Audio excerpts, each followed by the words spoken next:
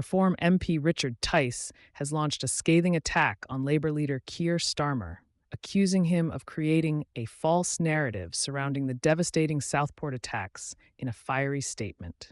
Tice declared, "We've had enough of these failures," as he placed the blame squarely on the government's mishandling of the tragic events. Tice appeared on Sky News shortly after Starmer delivered a speech addressing the situation and wasted no time in tearing into the opposition leader. His passionate critique left viewers stunned as he outlined what he described as Starmer's attempts to shift blame and dodge accountability. In today's video, we'll dive deep into this unfolding story. We'll watch Tice's explosive interview while also covering the latest news from across the nation. Before we get started, don't forget to hit the like button and subscribe to the channel. The controversy comes as Prime Minister Keir Starmer faces mounting backlash over his admission of knowledge surrounding the horrific Southport attack.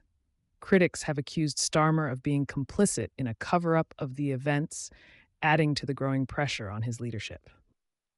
In a statement this morning, Starmer acknowledged the state's failure to protect 3 young girls who were brutally murdered by Axel Ruda Cubana during a Taylor Swift dance class last summer. His admission has sparked outrage across the country, with many calling for answers and accountability. Now let's take a look at Richard Tice's powerful interview on Sky News and break down his criticisms of the Prime Minister.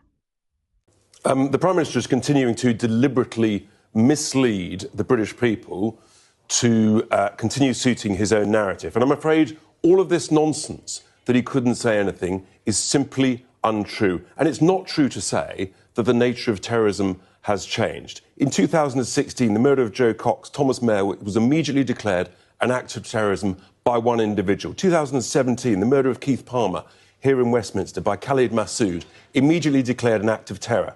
August 18 car attack outside Westminster, immediately declared an act of terror by one individual. December 18, Murray Mohammed stabbing 3 people in Manchester Airport, an act of terror declared immediately by one individual. What's happened here is that the Prime Minister and the Home Secretary, as he admitted this morning, knew within hours what was going on. He will have known about the background of this individual.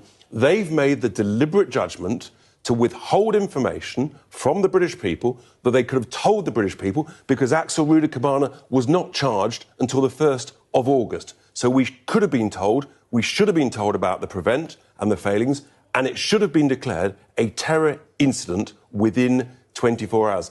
That is why the British people were so angry and are still raging about this. You say the phrase deliberately mislead. The question then is, from your perspective, if that is the case, and I'm sure Sir Keir would very much disagree with you, why? Because I'm afraid I think it's to do with political correctness. They were nervous about the background of this individual and the failings of institutions multiple times. Prevent that we'd already been told. After the London Bridge attacks, we'd already been told that Prevent was going to be reorganised and sorted out. We knew of its failings. Didn't happen. We hear that police, he'd been in touch with the police, he'd been in touch with court, youth justice service. Everybody was covering their backsides. They all had something to hide, and therefore it didn't suit them to disclose this information. This is a massive cover-up of massive proportions, and the British people need to understand the truth.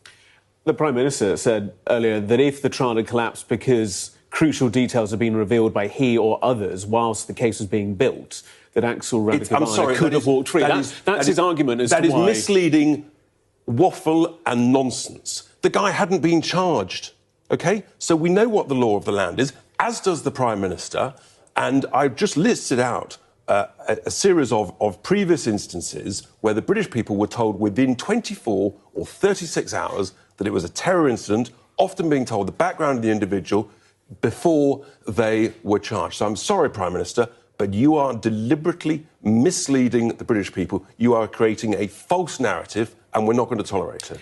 He says that laws need to be reviewed, reformed and changed. They don't. The laws are there. They're absolutely fine, as has previously been set out, as I've just listed, 4 cases. But if it is the case that the framework within which Prevent is working isn't broad enough to identify a child such as this who's obsessed with genocide, mass killings, school shootings. How much more information do you need? But is it not the case, as he's trying to make, that it does need reform to the PREVENT protocol? You're right, the country needs reform because we're sick and tired of this incompetence by multiple authorities across the establishment. We've just had enough of these multiple failures. We were told PREVENT was going to be reformed and changed, and it wasn't. You know, root and branch reform of all of this stuff is required. It is totally, totally unacceptable. So do you welcome these new reviews, these new inquiries?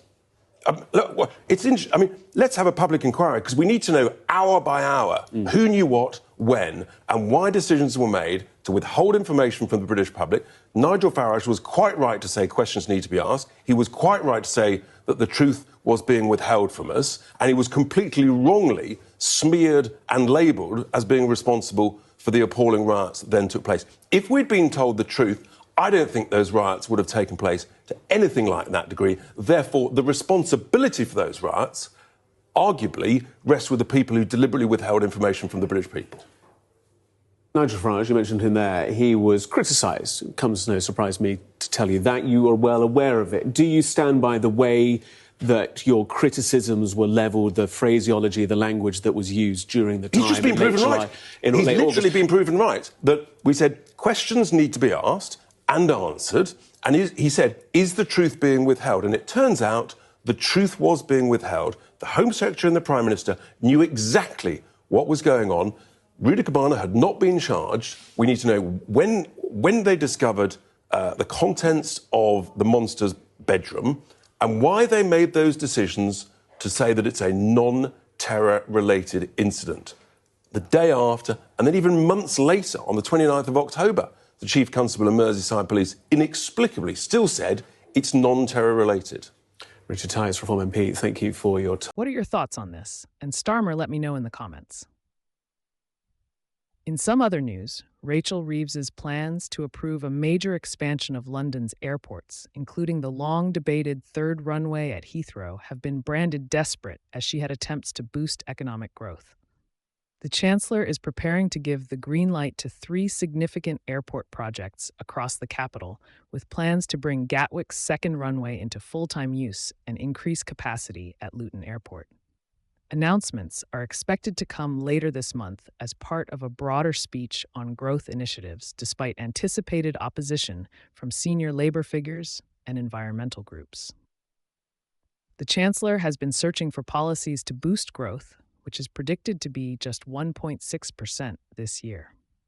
Rising borrowing costs and a recent dip in the pound have forced Reeves to seek deep spending cuts while simultaneously looking for ways to stimulate the economy. Last week, Reeves emphasized the need to move further and faster in pursuit of economic growth. The airport expansion plans form part of a broader growth package that could include the £9 billion low ATMs crossing project and a new Universal Studios theme park near London. Heathrow's £14 billion third runway project could increase capacity by 260,000 flights annually. Energy Secretary Ed Miliband is understood to be strongly opposed to the airport expansion plans, as the move could complicate efforts to meet the UK's carbon budget requirements, which Miliband oversees. The Climate Change Committee has previously stated that there should be no net airport expansion unless the carbon intensity of aviation is outperforming the government's emissions reduction pathway. London Mayor Sadiq Khan has also voiced strong opposition to the expansion plans. A spokesman for Khan told The Guardian the mayor has a long-standing opposition to airport expansion around London, linked to the negative impact on air quality noise and London's ability to reach net zero by 2030. Labour backbenches are expected to resist the proposals, particularly those representing constituencies near the airports. The plans could face significant resistance from MPs focused on climate action. Lastly, Prince Harry will not attend the first day of his trial against News Group newspapers in London tomorrow. Countering recent reports regarding his security arrangements and accommodation options, the Duke of Sussex's confirmed absence disputes claims that he would receive only limited protection from the Metropolitan Police during his stay in the capital. It was also reported that Harry declined an offer to stay at Buckingham Palace, which had purportedly been made available to him during the trial. An insider revealed that Metropolitan Police Commissioner Sir Mark Roy had approved a plan to provide armed officers from the Royalty and Specialist Protection Command for the Duke's visit. However, the source noted he is offering Harry limited police protection. The Met has been trying to recruit officers on their days off because they don't have a lot of spare staff. Harry is expected to testify in February as part of the case against NGN, the publisher of The Sun. The legal action focused fuses on allegations of unlawful information gathering by journalists and private investigators working for NGN publications.